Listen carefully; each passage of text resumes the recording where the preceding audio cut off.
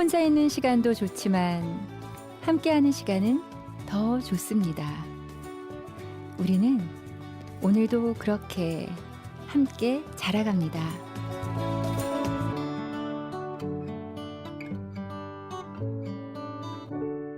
좋은 책 같이 읽고 함께 나누는 팟캐스트 한 곳 같이 읽고 싶은 책 한 권 시간입니다.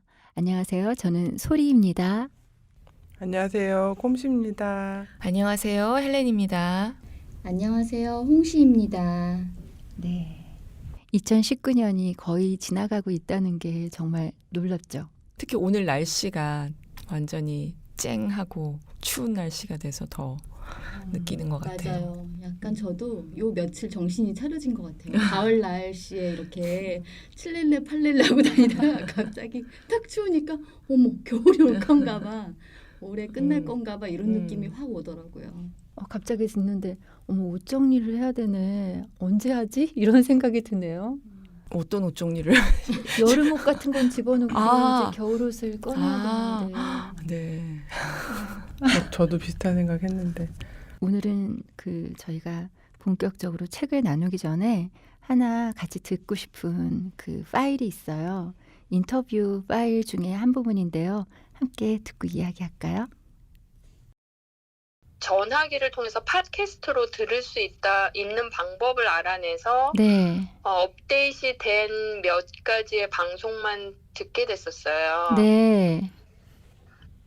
꼬박꼬박 듣지는 못하지만 그래도 다운로드가 되어 있으면 자동으로 책 소개라던가 유명한 교수님이 나오셔서 얘기하는 내용이라던가 아니면 이제 집사님들 큐티 내용 나누시는 내용이나 각자의 삶을 나누는 것들이 아무래도 저는 미국에서 사니까 네. 한국에 계신 분들의 이야기를 통해서 제가 조금 위로가 되거나 하는 부분이 있었죠. 소통이 잘 안 돼서 어느 정도 청취율이 있는지 잘 모르고 계셨던 것 같아서 네. 많은 분들이 그래도 알고 계시다는 거는 이번 기회에 제가 알려드리고 싶어서 지난번에 한번 기회가 되면 알려드리고 싶어요 했던 게 이렇게 기회가 됐네요. 네. 정말 저희에게 너무 큰 격려가 되었어요, 집사님.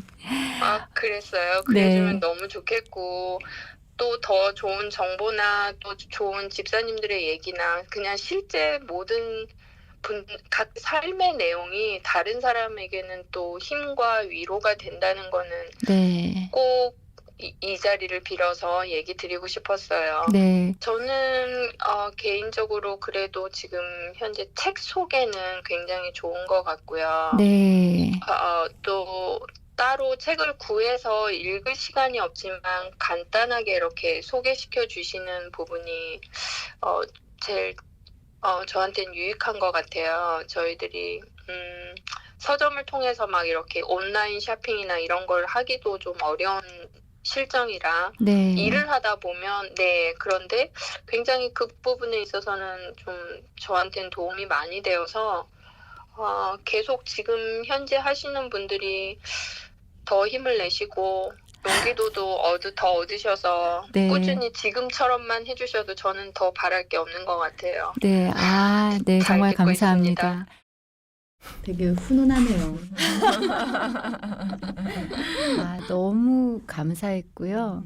이 전파라는 게 대단하구나. 참 우리 이렇게 같이 할 수 있는 거 너무 감사한 거구나. 정말 이거 통해서 하시는 일이 대단하구나 이런 생각도 들었고 특히 책 부분에 대해서 그렇게 콕 집어서 얘기해 주실 때는 막 여기 집사님들이 되게 보고 싶었었어요. 우리 헬렌님, 꼼씨님, 우리 홍씨님이 막 보고 싶고 빨리 얘기해줘야지 이거를 막 그런 마음이었죠. 네, 필라델피아에서 온 그런 연락이었고요. 정말 너무 참. 반가웠습니다. 네.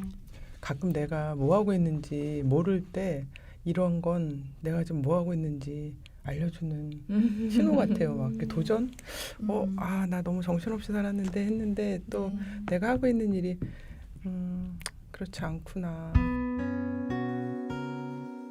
오늘의 책 우리 홍신님이 첫 소개를 한번 해보세요. 이번 책은 하나님과 동행하는 폭풍 속의 가정이라는 제목의 책이고요. 저자는 러셀 무어입니다. 진짜 표지가 폭풍 속의 가정이 정말 휘청휘청 출렁출렁하고 있는 네. 그림이 되게 인상적인 책이네요. 그리고 좀 두꺼워요. 많이 두꺼워요. 네, 이거 딱 베고 자기 좋은 400페이지가 넘네요. 그 저자에 대해서도 짧게 좀 소개해 주시겠어요? 책 안쪽에 저자에 대해서 나와 있는데 간략하게 제가 읽어볼게요. 지은이 러셀 무어. 그는 서던 미시시피 대학교와 뉴 올리언스 침례 신학교를 졸업하고 서던 베프티스트 신학대학원에 신학 박사학위를 받았다. 이후 남침례교 신학대학원에서 교무처장 및 학장으로 일하면서 신학과 윤리학을 가르쳤다. 현재는 서던 신학대학원에서 기독윤리학 교수, 사우스 이스턴 침례교 신학대학원과 뉴 올리언즈 침례교 신학대학원에서 초빙 교수로 섬긴다. 또한 미국 남침례교 윤리와 종교자유위원회 위원장으로 활동 중이다. 다른 저서로는 입양의 마음, 왜 우리는 유혹을 이길 수 없는가? 온 워드가 있다. 아내 마리아와 입양한 2 아들을 포함해 5 아들과 함께 살고 있다. 야, 대단하세요. 5 아들. 추천의 글도 부분적으로 좀 읽어볼까요? 제가 줄친 부분 읽어볼게요. 한국 교회의 가장 큰 숙제 중 하나는 가족 중심주의 혹은 가족 지상주의를 극복하는 것입니다. 기독교 복음은 가정을 긍정하지만 또한 가정을 새롭게 정의합니다. 혈연의 가정을 긍정하면서도 그것을 넘어서서 우주적 가정을 소망하게 합니다. 그리고 그 빛에서 혈연의 가정을 다시 보게 합니다. 이분이 개인적으로 2명의 아들을 입양한 후에 아들을 3을 더 낳았다고 표현이 되어 있는데요. 네. 입양이란 게 어떤 혈연적인 게 아니라 어떤 법적인 절차로 누군가 아이들을 우리 가정의 아이로 아들로 그렇게 삼는 거잖아요. 근데 이분이 러시아에 있는 고아원에 가서 2 아이를 데려오신 걸로 알아요. 네. 이 입양의 마음이라는 책을 읽었는데 거기에 그게 나와 있었거든요. 근데 그 아이들이 되게 익숙하던 그 열악한 고아원이라는 곳을 떠나면서 자기가 훨씬 더 좋은 가정이란 곳으로 이 아이들을 데리고 오는데도 굉장히 겁에 질려 있었다고 뒤를 쳐다보면서 계속 그 고아원 쪽을 향해 있었다고 그걸 이렇게 묘사하신 게 있었어요. 그리고 진짜 와서도 고아원에서 아이들은 할당된 어떤 먹을 걸 이걸 먹어야 되는데 먹고서는 숨겨놓는 그런 습관 네. 또 먹을 수 없을 수도 있다. 그러나 뭐야, 우리 모습이네요. 네, 근데 사실 이 가정에서 이 아버지가 된 이 저자는 많은 걸 계속 줄 것이고 조금 먹어도 많이 먹어도 언제나 풍성하게 줄 준비가 돼 있는데 이 아이들은 그 과거에 있었던 고아원의 생활 그 습관들 그렇게 자랐던 게 그대로 있어서 새로운 가정에서 아들로서 누릴 수 있는 걸 처음에는 정말 누리지를 못했던 거 그러면서 이 저자가 되게 마음이 아픈 그런 내용들이 있었어요. 그래서 제가 되게 공감이 막 되면서 하나님 앞에서 우리가 하나님의 자녀로 입양이 됐다는 그런 그림을 보여주시거든요. 근데 그렇게 됐는데도 불구하고 계속 우리가 아들이 아닌 것처럼 다른 집안에 있는 또 다른 아이처럼 하나님께 그렇게 구하지 못하거나 누리지 못하거나 이제 그랬던 걸 요 전 책에서 사실은 보면서 네. 이분의 통찰력에 되게 깜짝 놀란 적이 있거든요. 그랬었어요. 책 내용에 대해서 간략하게 좀 헬레님이 얘기해 주세요. 이 책은 기독교 세계관으로 가족에 대해서 쓴 책 중에 이렇게 방대한 책은 별로 없는 것 같아요. 특히 일반인들을 위한 책, 이거는 무슨 대학 교재도 신학교 교재도 아닌 것이고 일반인들을 위한 책인데 약간 바이블 같다는 느낌이었어요. 그러니까 거의 모든 게 다 들어있다, 이 안에. 네. 그래서 가족이라는 주제를 가지고 다룰 수 있는 거의 대부분의 주제는 이 책에 다 나와 있어서 그래서 두꺼워지. 성경책이 두꺼운 것처럼 이 책이 이제 두꺼운데 세 가지 파트로 되어 있고요. 파트 1은 약간 전반적인 어떤 주제에 대한 이야기, 두 번째 파트는 조금 더 주제별 이야기, 세 번째 파트는 이제 마무리 챕터들을 모아놨는데, 사실 저는 영어 책이 있으면 원서를 종종 확인을 하는데 원서에는 이 파트가 나눠져 있지 않아요. 네. 편집자께서 하신 거예요. 두란노 출판사에서. 그래서 파트를 나눠주시고 그다음에 한글 제목들이 사실 다 바뀐 거예요. 영어 책을 이제 꼭 사지 않으셔도 목차는 아마존이나 이런 데서 사실 다 나오기 때문에 영어 제목하고 이 한글 제목을 같이 보면 주제가 나와요. 한글 제목만으로도 좀 부족하고 영어 제목만으로도 부족하고 두 개를 합치면 딱 각 챕터의 주제가 나오고, 근데 이 편집자께서 저는 이 파트 세 파트로 나누고 나서의 제목을 너무 잘 졌다고 생각해요. 제목을 정말 잘 지으셔서 파트 1은 누구도 이 폭풍에서 예외일 수 없다. 파트 2는 가정의 가치 십자가로 재해석하다. 파트 3는 당신의 가정 예수로 다시 살아나라. 이 세 가지 제목들은 다 편집자께서 지으신 건데 너무 잘 지으셨다라는 생각이 들더라고요.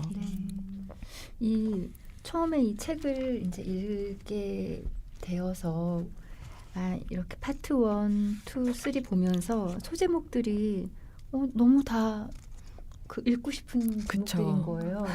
그래서 재밌겠다, 보고 싶다 하면서 시작을 했던 게 생각이 나네요. 저도요. 처음에는 의욕에 막 앞서가지고 이 목차를 보고 내가 이게 너무 두껍고 지금 되게 바빴거든요. 그래서 시간이 없으니까 좀 내가 관심 있는 부분만 읽자 이랬다가 욕심이 생겨가지고 아니다, 처음부터 읽자 해서 처음부터 막 읽다가 너무 힘들어, 안 되겠어, 다시 목차를 보고 원하는 부분을 막 읽었었던 것 같은데 읽어보니까 이 두껍지만 되게 중요한 내용들을 다 담고 있었던 것 같아요. 저는 책 맨 뒤에요. 이 옴기니의 말인 것 같아요. 십자가로 당신 가정을 세우라 이렇게 써 있는 부분도 되게 좋더라고요.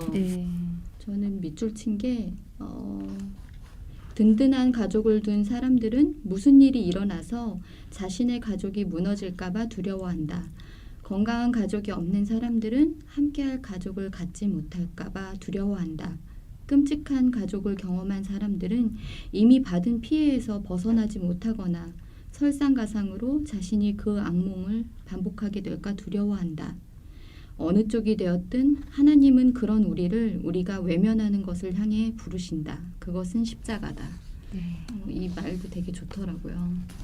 이 내용은 책 내용을 이렇게 딴 것 같아요. 네, 이거를 읽었던 기억이 나요. 저도 너무 와닿았었던, 가족을 이상화하거나 아니면 내가 너무 힘들었었기 때문에 거기서 이제 벗어나지 못해서 또 괴로워하는 이제 그런 양쪽이 다 이러든 저러든 십자가로 가야 된다, 이 말씀이 되게 와닿았었던 기억이 나요.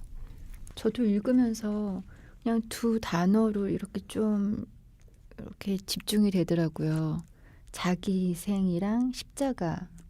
가정이 크나큰 기쁨의 원천이자 동시에 말할 수 없는 아픔의 원천일 수 있음을 솔직히 인정한다. 그리고 가정은 성화가 이루어지는 장이며 거기서 우리는 십자가의 비밀을 가장 먼저 경험하게 될 것이다.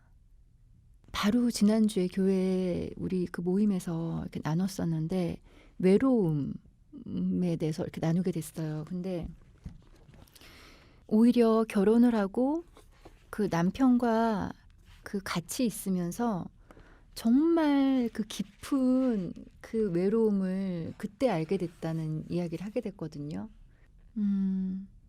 이 책에서도 얘기했지만 바로 우리가 이상화하는 그것이 그렇게 우리를 더 외롭게 만들고, 그런 것 같아요. 저희가 그냥 막연하게 가정은 이래야 한다고 생각하고 있는 모습이 있는 것 같아요. 그래서 상처를 받기도 하고 화가 나기도 하고 그것 때문에 힘들기도 하고, 가정은 내가 지지를 받아야 되고 사랑도 받아야 되고 안정적인 거를 나한테 줘야 된다 이런 게 있는데 그거를 태어나서부터 그냥 알고 있다 우리는 그렇게 내용이 써 있었던 것 같아요 책에. 그래서 그게 안 되면은 화가 나기도 하고 그래서 신혼 때 꿈이 깨지면서 막 신랑이랑 싸우기도 하고 다툼도 일어나는 것 같아요. 이 신혼 때 나에게 보내고 싶은 메시지. 네. 182페이지에 네, 맨 밑에 줄에 깡마른 22살의 나에게 시간을 거슬러 메시지를 보낼 수 있다면 사랑과 결혼에 대해 뭐라고 할까 생각해 보았다. 그러면서 저자가 이런저런 이야기를 하고 있더라고요. 그래서 그러면 내가 신혼이었을 때 그때 지금 이렇게 중년이 된 내가 그 새댁한테 얘기한다면 뭐라고 얘기할까? 되게 처음에 생각이 잘 안 나더라고요. 그러면서 야, 너 결혼 못할 줄 알았더니 했다야. 근데 해보니까 쉽지 않지. 야, 남자랑 둘이만 결혼한 줄 알았는데 시댁도 있고 막 주렁주렁 뭐 많이 달려있지. 그거 너무 겁났어. 그치? 그리고 어떻게 해야 될지도 모르겠고 아무도 가르쳐준 사람은 없고 배운 건 자랐던 가정에서 네가 보고 배웠던 거 그냥 경험했던 건데 사실은 그게 싫어서 결혼을 통해서 도망치고 싶어서 새로운 가정을 꾸린 거였잖아. 근데 막상 도망쳐 봐도 거기서 또 해결해야 될 문제가 되게 많았을 거야. 뭐 그러면서 혼자 제가 새댁한테 막 얘기를 하고 있더라고요. 지나고 나니까 되게 여유도 생겼고 그렇게 무섭던 시어머님이 그렇게 무섭지 않은 부분이 있다는 것도 알게 되고 살아보니 참 괜찮다. 근데 그때 너는 아무것도 없이 막막하고 힘들고 남편이 조금이라도 늦게 돌아오면 혼자서 생각하다가 이미 그 남편을 장례식장까지 보내버리고 막 조마조마해하는 마음으로 그러다가 새벽 2, 3시쯤에 딱 남편이 돌아오면 막 왈칵 울었던 그런 것도 너였고 애를 뭐 낳았는데 어떻게 길러야 될지 몰라서 막 힘들었던 거 그것도 너였고 근데 그래도 잘 하나하나 밟아왔다.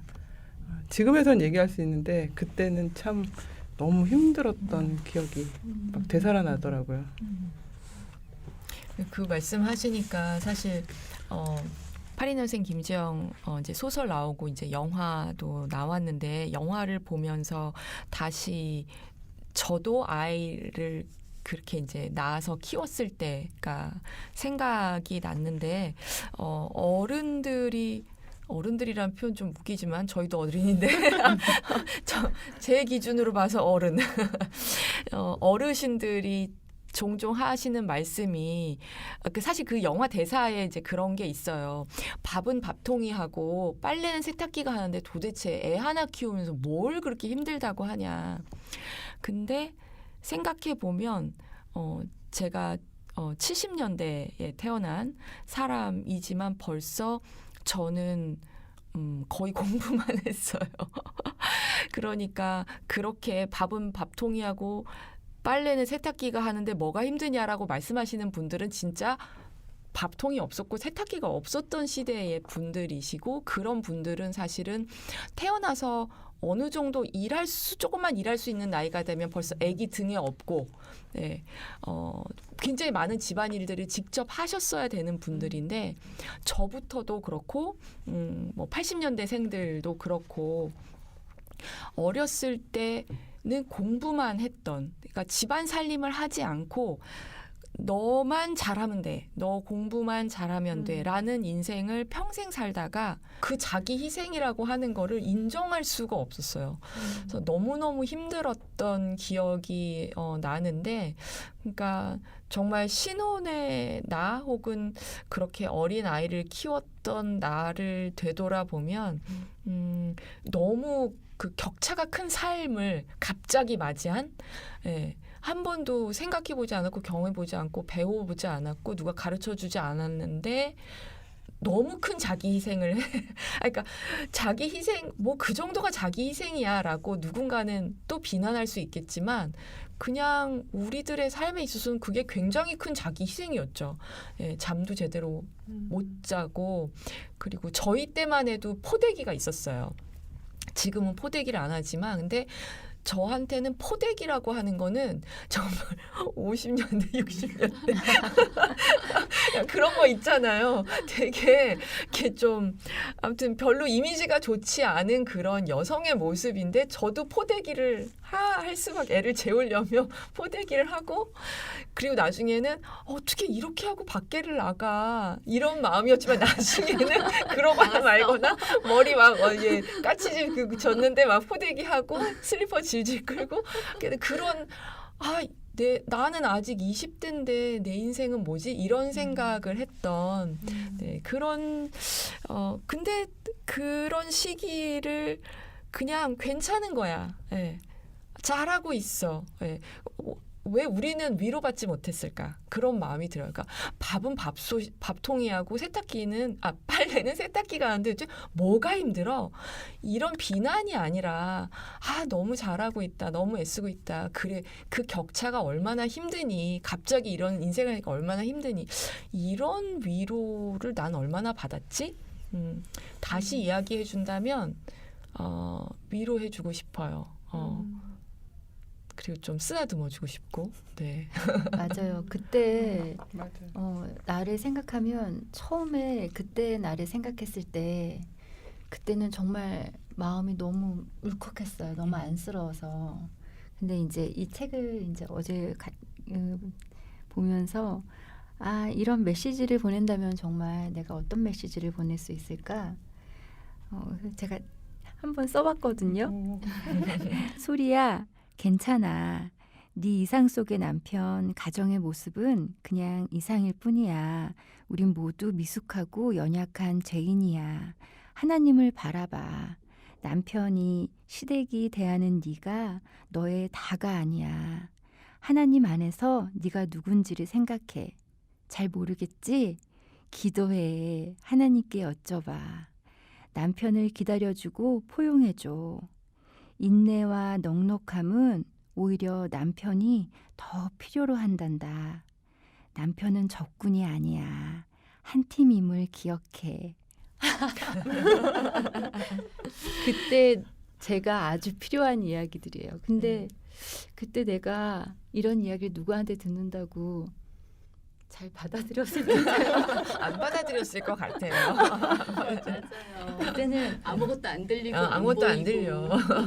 자기 중심성이란 게 완전히 그 덩어리인 우리가 결혼함으로 인하여서 자기 희생이라는 거에 한 발을 내딛게 되는 거라고 그런 식으로 여기서 저자가 이야기하시잖아요.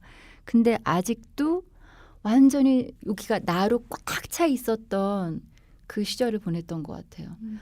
아내이고 엄마인데도 너무 그게 안쓰러워요. 그게 세상의 가치관하고 정반대여서 그런 것 같아요. 세상에서는 자기 희생을 하는 건 바보 같은 일이라고 하고 계속 네 거를 챙겨야 된다. 그리고 특히 남편하고 관계에서 지면 안 된다. 그리고 네 인생도 챙겨야 한다. 이런 메시지를 계속 받기 때문에 세상적인 가치관으로 들어오는 메시지는 훨씬 많은데 성경적 가치관으로 이야기를 잘 풀어주는 멘토는 사실 많지 않았던 것 같아요. 이제 잘못하면 그냥 밥통은 밥솥이 하는데 뭐가 힘들어? 기도해. 이렇게.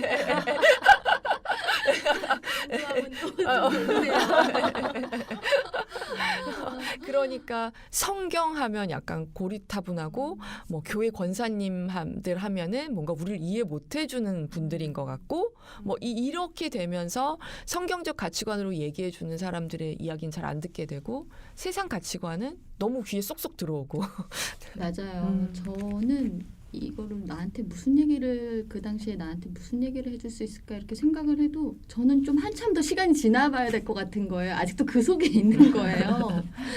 그런데 조금씩 나아지고는 있지만 그때 당시에 힘들었을 때 위로가 되었던 거는 뭐 이런 좋은 얘기를 해줬던 사람들보다 같이 욕해주고 맞아, 그치, 남편 진짜 못 알아줘 막 이런 얘기 해줬던 사람이 더 마음이 후련했던 것 같아요. 같이 동의해줄 사람이 없었어서 내 의견에. 그래서 그 시간들을 막 지나왔던 것 같고, 그때 돌이켜보면 정말 힘들었어요. 정말 다 처음 해보는 건데 잘한다고 해주는 사람은 아무도 없고 지적을 되게 많이 받았어요. 그쵸. 저는 신랑한테. 그리고 나는 계속 얘기했어요. 삶이 너무 바뀌었는데 나는 너무 힘들지 않겠냐 했더니 나도 많이 바뀌었어. 이러는 거예요. 그 말이 맞기는 하죠. 그쵸? 그래서 너만 유난이냐 막 이런 식으로 해서 되게 외로웠었거든요. 결혼 생활의 시작이. 저는 그 시각을 완전 나만 바라보고 있어서 정말 남편은 못 봤던 것 같아요. 저보다 나이 차이가 많은 남편이 당연히 나를 더 많이 받아주고 이해해주고 그럴 거라고 생각을 했는데 이 남편도 지금 이렇게 볼 때 그 나이에 그 남자가 결혼해가지고 가정에서 그렇게 자기 좋은 대로 지내다가 가장으로 책임감을 갖게 된 거잖아요. 그리고 또 그 가장으로서 주어지는 자기 희생이 있죠. 근데 그거가 또 이 사람은 또 얼마나 버겁고 무거웠을까. 근데 그때는 이 사람의 그게 하나도 안 보였던 것 같아요. 지금은 많이 보이시나 봐요. 지금은 보이고요. 제가 왜 그때 저에게 하나님한테 나가라고 자꾸 얘기해주고 싶냐면, 제가 지금 보이는 건 제가 하나님을 깊이 만나서예요. 그러니까 정말 시각이 확 바뀌더라고요. 그래서 저는 어떤 상황이건, 그러니까 여하튼 내가 누군지에 대해서 바로 잘 알면은 거기에 휘둘리지 않고 잘 지낼 수 있을 것 같아요. 뭐 싸우는 상황이든 어떤 갈등이 있든. 근데 그때는 그걸 몰랐던 것 같아요. 그래서 그때 제가 하나님을 더 많이 찾고 좀 하나님한테 더 많이 그렇게 얘기하고 그러는 시간을 가지면 얼마나 좋을까 이런 생각이 들어요. 네. 소리님 얘기를 들으니까 이 저자가 말하는 십자가, 그거랑 또 결국은 십자가구나. 근데 그땐 참 그 십자가가 안 보이는구나. 과정 없이 맨 마지막 영광만, 좋은 것만. 그렇죠. 십자가 있기를. 지기 싫었어요.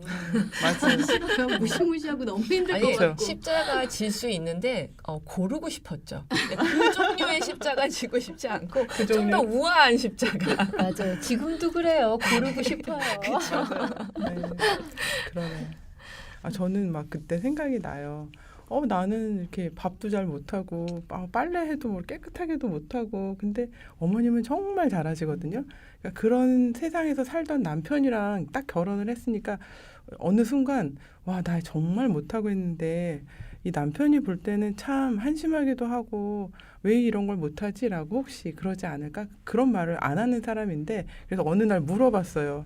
난 아무리 해도 이게 안 되고 정말 엉망이라고. 그랬더니 수십 년을 그거를 잘하는 연습을 많이 하고 많이 해보신 엄마랑 당신은 지금 1년 차도 안 됐는데 어떻게 똑같을 수 있냐고, 당신은 당신 잘하는 게 있지 않냐고 그 말을 했을 때 제가 순간 그렇구나. 너무 훌륭한 멋지다. 남편인데. 훌륭해요? 네. 조금 위로는 그때 됐어요. 그래서 비교하지 말라고 그랬는데 그러니까요. 너무 이렇게 비교하게 되잖아요. 근데 20년 넘었는데도 지금도 별로 잘 못하고 있어가지고 좀 남편한테 그게 미안한데, 함정이네. 그때 막 왜 이렇게 어머님은 나를 불편하게 생각하시지? 이것도 저것도 못하는 사람처럼 그런 눈초리가 좀 있었어요. 근데 그때 많이 힘들고 속상하고 울고 많이 그랬는데 저희 큰형님이 전화를 하셨는데 저한테 그러시더라고요. 너무 애쓰지 말라고, 너무 급하게 너무 잘하려고 하지 말라고, 그냥 시간대로 천천히 가보라고, 그러면 다 될 거라고. 근데 저는 그 말이 또 저한테 되게 위로가 됐어요. 이 말씀을 들으시는 진짜 청취자분들이 되게 위로받을 것 같아요. 지금 방금 전에 그 말씀. 다시 반복해서 들어야 될 것 같아요.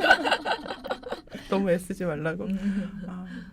그래서 제가 형님 되게 좋아하고, 그러니까 좀 더 잘해보려고 저는 곰 같은데 여우같이 뭔가 해보려고 했고, 그러니까 제가 아닌 모습으로 좀 살아보려고 노력을 하는데 마음대로 안 되고 속상하고 그랬을 때 그냥 너는 너의 그 속도대로 가라는 말이 그래 그럼 나답게 가면 되는 건가? 그래 그러면 저를 어떻게 하고 있는지 볼 수 있게 됐었고 너무 급하게 생각 안 하니까 되게 마음이 편했어요. 그리고 또 하나 해주셨던 말은 저희 시어머님의 친정엄마가 일찍 돌아가셔서 너무 일찍 엄마 사랑을 다 못 받으셔서 우리 엄마도 엄마 노릇을 어떻게 해야 되는지 잘 몰라. 그래서 자네한테 그럴 거야. 이런 말도 해주셨어요. 그래서 그러실 수 있겠다. 나는 그럼 어떤 엄마가 돼야 될까? 나는 어떤 아내가 돼야 될까? 성경적으로까지는 그때는 생각을 못했었고 그러니까 좀 더 편해졌던 것 같아요. 내가 좀 어설프지만 그래 5년 후에 10년 후에도 이 모양은 아니겠지. 좀 나아지겠지 하니까 급한 마음이 좀 없어졌던 것 같아요. 그렇게 힘들게 하셨던 네. 시어머니 이제 나이가 드셨잖아요. 그렇죠. 그쵸, 연로해지셨죠. 맞아요. 여기 뒤에 챕터 보면은 우리가 다 너무 지금 그 상황 가운데 있어서 공감이 될 노년의 부모 어떻게 섬길 것인가라는 그런 챕터가 나오는데 저도 이거는 막 골라서 읽어봤어요 미리. 지금 딱 우리가 그 상황 가운데 있는 것 같아요. 맞아요. 저는 이 챕터를 보면서 제 자신에게 깨달았던 거는 내가 늙어가는 것에 대해서 세상적 가치관으로 바라보고 있었구나. 그러니까 늙어가는 건 추한 거.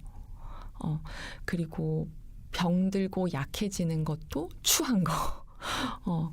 그래서 뭐 노인이 되면 외모도 그렇고 병들이 더 많아질 수밖에 없고 기력이 쇠해질 수밖에 없고 인지 능력도 떨어지고 총명함이 떨어지는 거죠.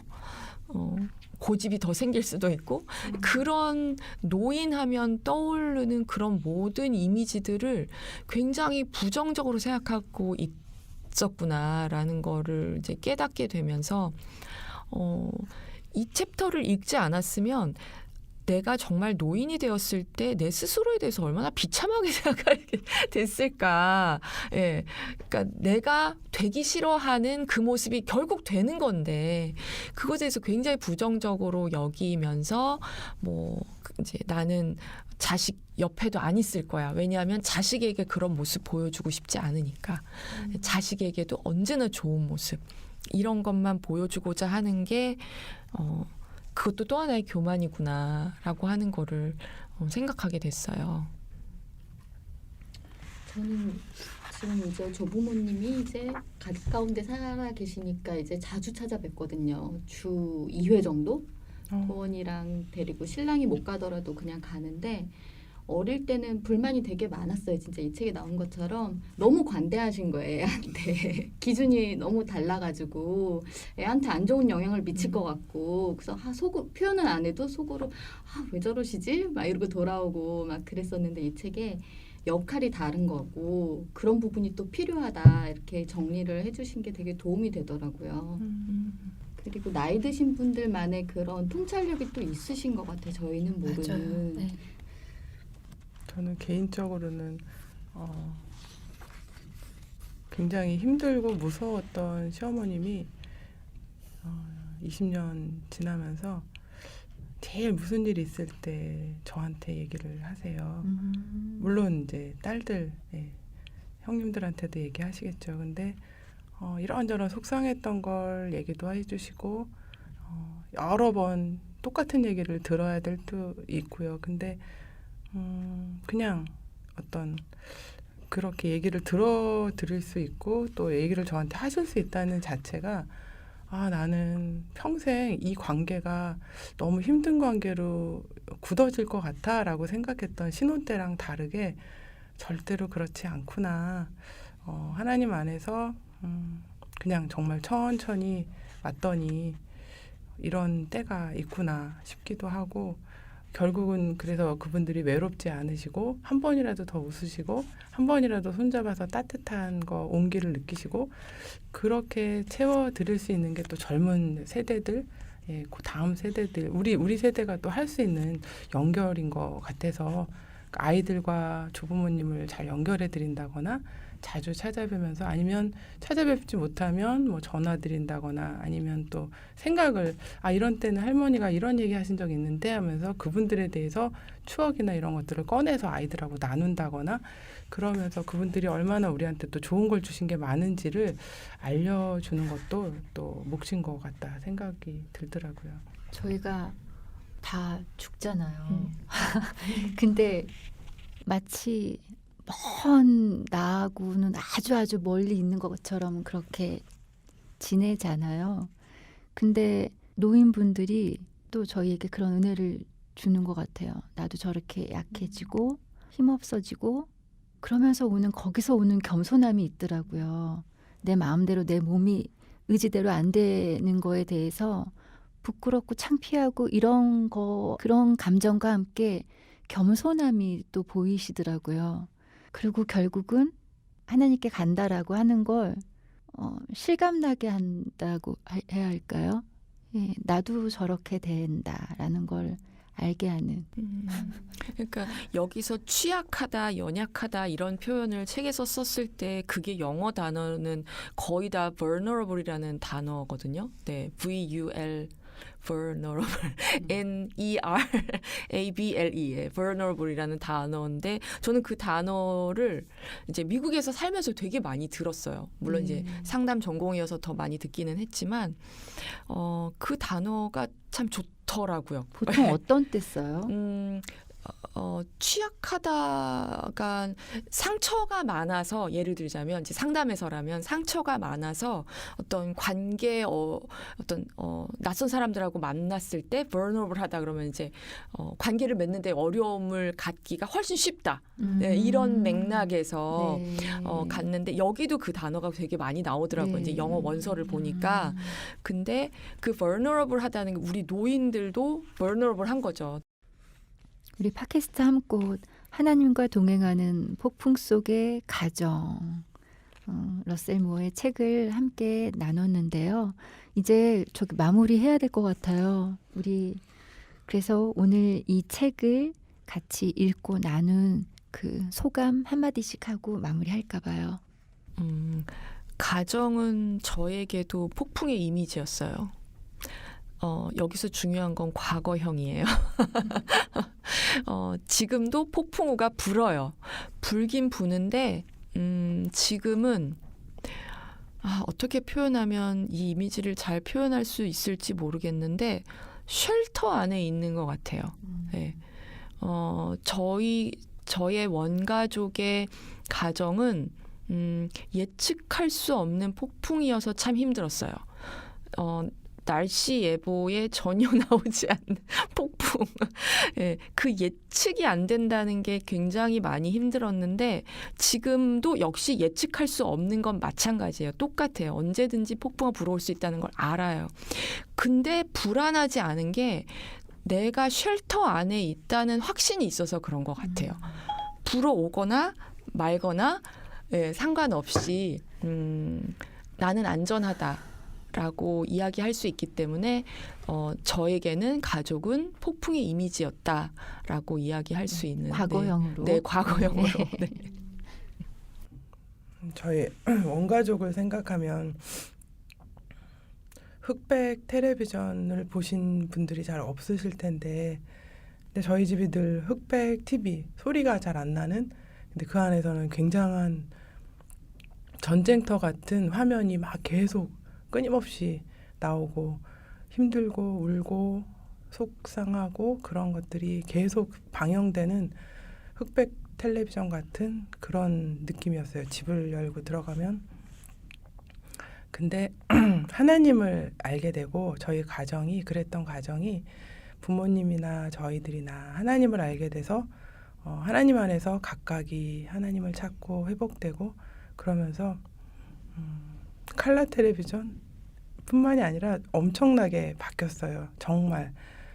하나님의 나라, 하나님의 그런 큰 판에서 조명이 되니까 그런 것들이, 그런 상처들이 굉장히 많이 달라졌고, 탈선을 하지 않는 게 우리 형제들이 이렇게 살 수 있는 게 어떻게 가능해? 라고 말하고 그랬거든요. 저희 형제들끼리. 야, 네가 엇나가지 않는 건 정말 신기하다. 도대체 뭘까? 라고 했는데 그게 바로 하나님이셨고, 또 제가 꾸리는 가정, 또 앞으로 저희 아이들이 꾸릴 가정은 그보다 또 더 좋은 하나님이 함께 하시는 그런 가정일 것 같다.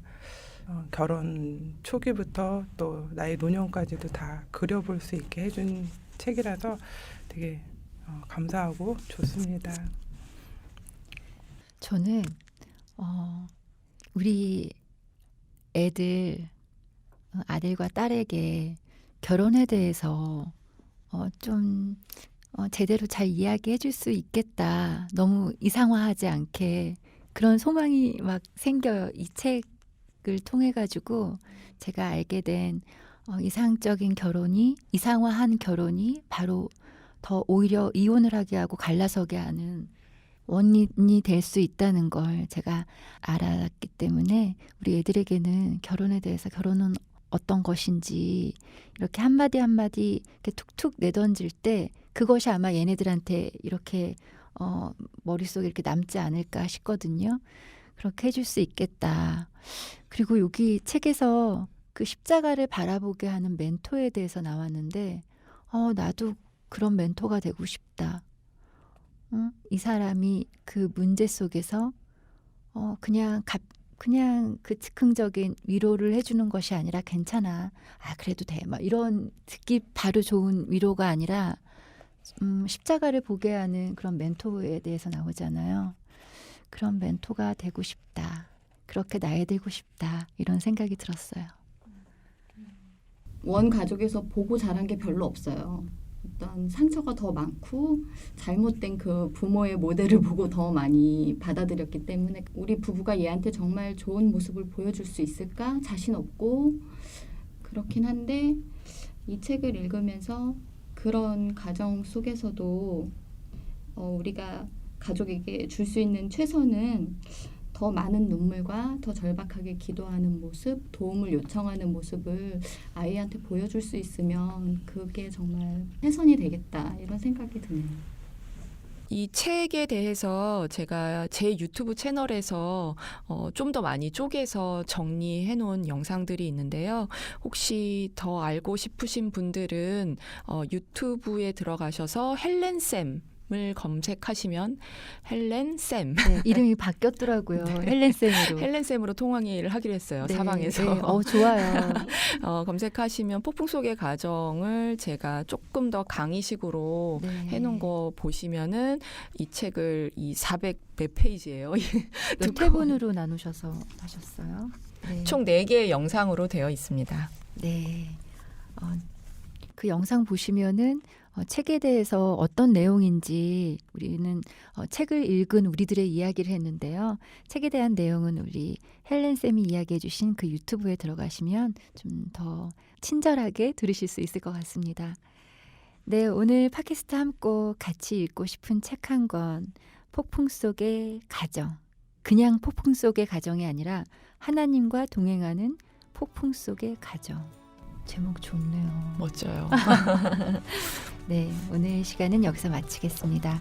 오늘도 함께하니 참 좋았습니다.